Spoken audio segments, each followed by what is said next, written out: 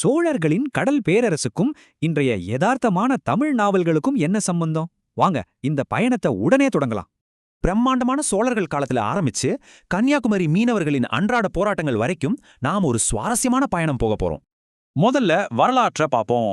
காவிரி ஆற்றங்கரையில தொடங்கி 13ஆம் நூற்றாண்டு வரைக்கும் சோழர்களின் மாபெரும் ஆட்சி கோலோச்சியது. குறிப்பா ராஜராஜ சோழன் காலத்துல அவங்களோட கடற்படை கங்கை, இலங்கை, மலாய் தீவுகள் வரைக்கும் மாபெரும் ஆதிக்கத்தை செலுத்துச்சு. இதுல இன்ட்ரெஸ்டிங்கான விஷயம் என்னன்னா, அவங்களோட இந்த பிரம்மாண்டம் தான் தமிழ் இலக்கியத்துக்கும் கலைகளுக்கான மிகப்பெரிய அடித்தளத்தை அமைச்சு கொடுத்துச்சு. காலப்போக்குல அரசர்களை புகழ்ந்து பாடின இலக்கியம் மாறி சாதாரண உழைக்கும் மக்களின் யதார்த்த வாழ்க்கையை பேசும் உரைநடையா இது பரிணாமம் அடைஞ்சது. 19ஆம் நூற்றாண்டுல ஐரோப்பிய தாக்கத்தால நவீன நாவல்கள் உருவாச்சு. இத தமிழ்ல புதினம், அதாவது புதுமை அப்படின்னு சொல்றோம். சிறுகதைங்கிறது ஒரு வீட்டின் அடித்தளம் மாதிரி, ஆனா புதினம்ங்கிறது ஒரு முழுமையான மாளிகை. இதுதான் இந்த இலக்கிய மாற்றத்தின் ஸ்பெஷல். 1876ல வெளியான முதல் தமிழ் நாவல் ஒரு பெரிய மாற்றத்தை கொண்டு வந்துச்சு. சமூக பிரச்சனைகளையும் வறுமையையும் மக்கள் பேச ஆரம்பிச்சாங்க.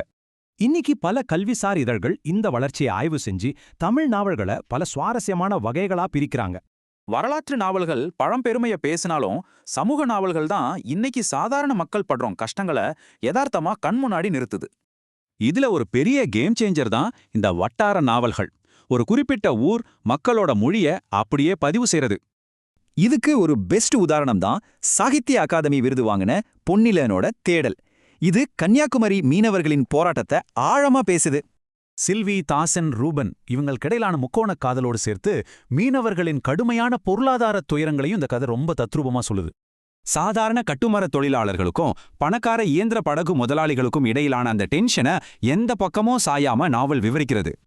வறுமை மனுஷனை எப்படி மாத்துது பாருங்க. பணக்கார வீட்டு பொண்ணை கல்யாணம் பண்ண கர்ப்பிணியான சில்விய ரூபன் இரக்கமே இல்லாம கைவிடுறான்.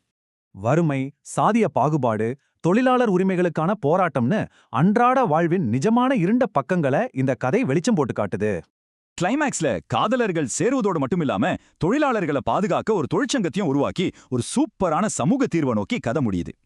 கொஞ்சம் யோசிச்சு பாருங்க, ஒரு காலத்துல மாபெரும் பேரரசின் பாதையாயிருந்த கடல் இன்னைக்கு ஒரு சாதாரண தொழிலாளியோட போர்க்களமா மாறிடுச்சு இல்லையா? அரசர்களை புகழ்ந்த இலக்கியம் இன்னைக்கு மீனவர்களுக்காக பேசுது. ஆனா சொல்லப்படாத இன்னும் எத்தனையோ வட்டார கதைகள் நமக்காக காத்துக்கிட்டு இருக்கு.